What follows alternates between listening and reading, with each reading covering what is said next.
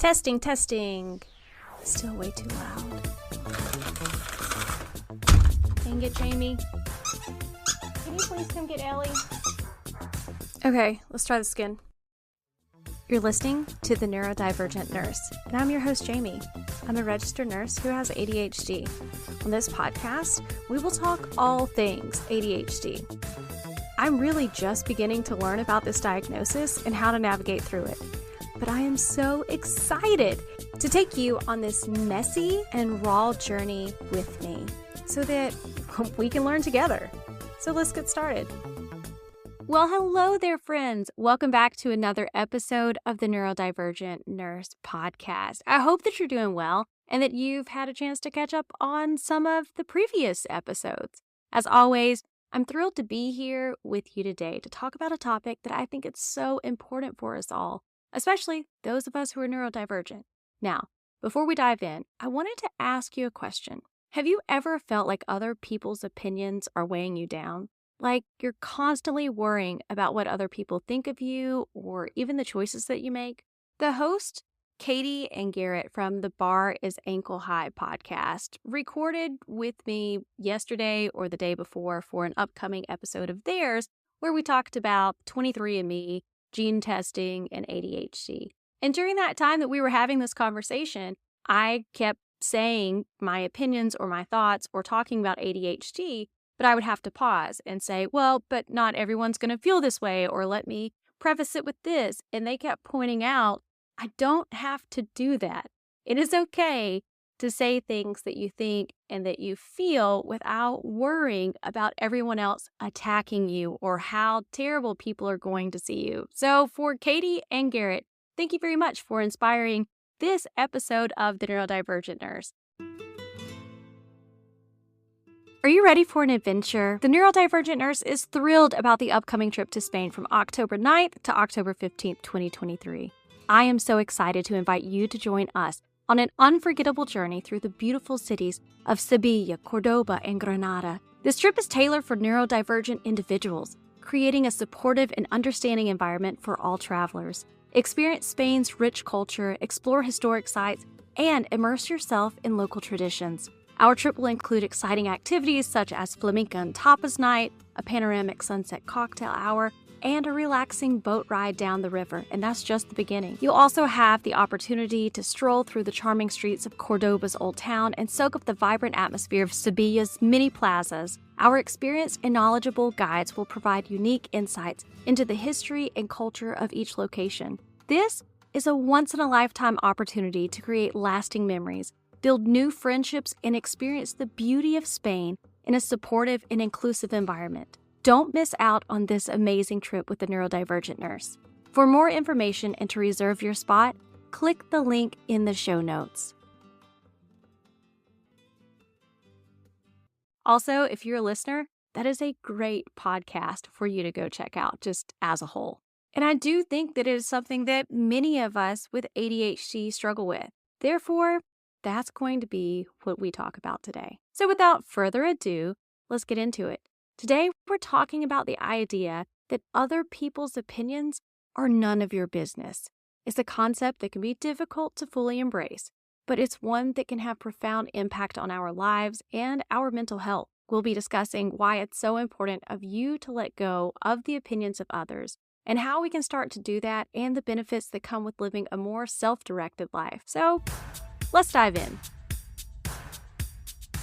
If you have ADHD, you know all too well how easy it is to get caught up in what other people think of you. Maybe you worry that you're not measuring up to expectations or that others see you as flaky or unreliable. It's a difficult situation that is compounded when you're also struggling with imposter syndrome, rejection-sensitive dysphoria, or just the desire and need to please others.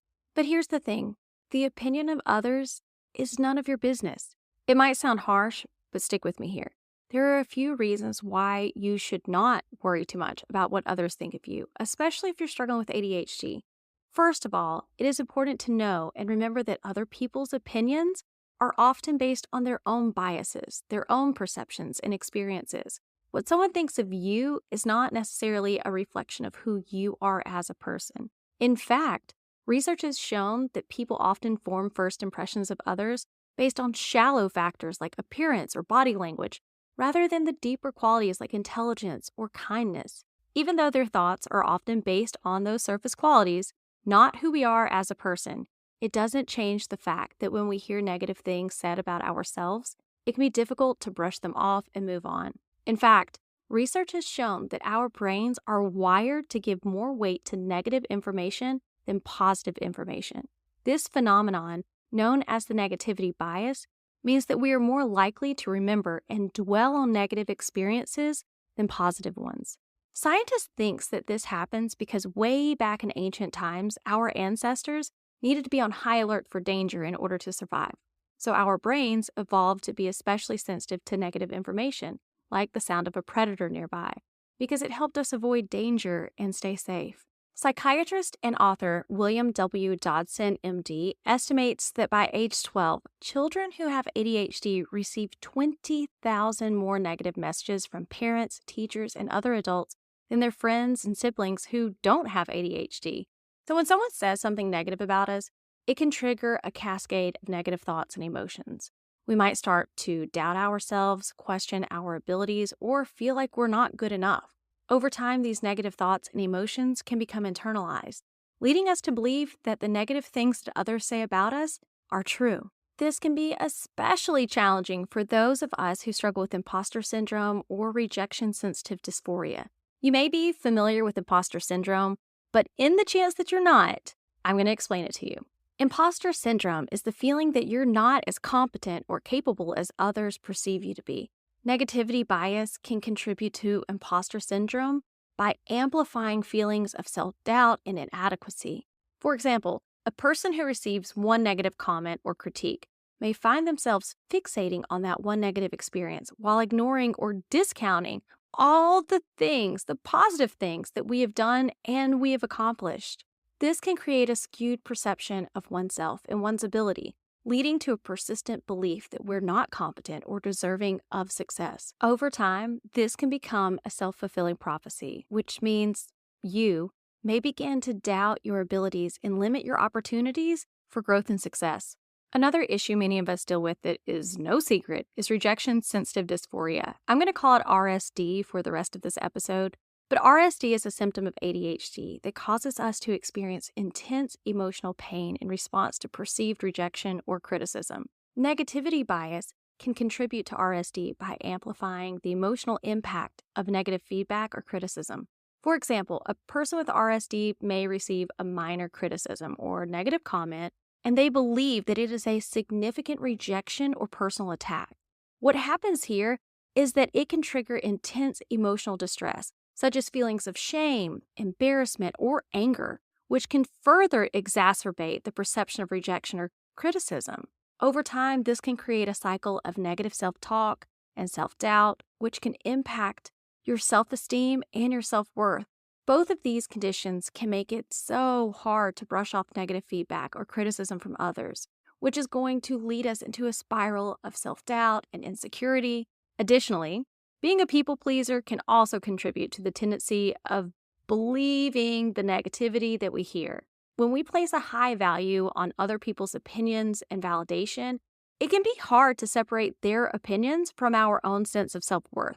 We might take that negative feedback or criticism as a sign that we're not meeting expectations, that we're letting them down, which further reinforces the belief that we're just not good enough.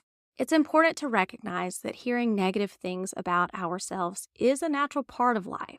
Not everyone's going to like us or approve of what we do, and that's okay. It's also important to learn how to manage our reactions to negative feedback and criticism in a healthy way. So I'm going to give you some strategies that can help. The first thing you need to do is practice self-compassion. Remember that it's okay to make mistakes or have flaws. Treat yourself with kindness and understanding, just as you would treat a friend who's going through a tough time. Number 2, focus on the facts. When someone says something negative about you, try to separate the facts from their opinion. Is what they're saying actually true, or is it just their perception? Number 3, seek out positive feedback. Make an effort to surround yourself with people who support and encourage you. Seek out positive feedback and compliments to balance out the negative feedback that you might receive. Number 4, reframe negative feedback as an opportunity for growth. Instead of seeing negative feedback as a sign of failure or inadequacy, try to reframe it as a chance to learn and improve. And number 5, get professional help if you need it. If negative feedback or criticism is impacting your mental health or your self-esteem, consider reaching out to a therapist or a coach that can support you. More importantly, what people think of you is none of your business. I'm not saying that it isn't important to receive constructive criticism, but I used to have a feeling of needing to know what other people thought about me. I needed to know if I was liked or why I wasn't liked. It has taken a long time not to seek that out, to seek the opinions of other people and what they have of me. I'm going to share with you some reminders of why we don't need to know what other people think about us. And of course, your work may be very different, but we're not talking about a work professional environment. We're talking about people's opinions. The first reason is we can't control what other people think or say about us. No matter how hard we try, we cannot force someone to think or feel a certain way. It's important to focus on the things that we can control, like our own thoughts, our own feelings, and our actions. Number 2, other people's opinions don't define us. We all have our unique qualities, our strengths. We also, all, including that person who might have something bad to say about you, we all have our own weaknesses. And the other people's opinions of us don't change who we are as a person. Number 3, it's more important to focus on our own thoughts and feelings. When we spend too much time worrying about what other people think of us, we can lose sight of our own thoughts and feelings. It's important to prioritize our own needs, our own values, and focus on living a life that feels authentic and fulfilling to us. Number 4, seeking validation from others can just be a never-ending cycle. If we rely on other people's opinions to feel good about ourselves, we might find that we're always seeking more and more validation. This can be exhausting and ultimately unsatisfying. I personally believe, and this is only an opinion, that one of the most important things that you can do is seek out that supportive relationship that I talked about earlier. Surrounding yourself with people who accept you for who you are and who encourage you to be your best self goes a long way. By doing this, when you do hear the not so great things that someone has said about you, you have a reliable person who can either show you how the person is wrong, or they can verify that the person may have a point and work with you to find ways of improvement in that area in a safe and loving way. At the end of the day, learning to let go of other people's opinions takes practice and patience. But with time and effort, you can begin to cultivate a stronger sense of self-worth and confidence in your own abilities. Remember, the opinion of others is none of your business. What matters most is how you feel about yourself. You've got this.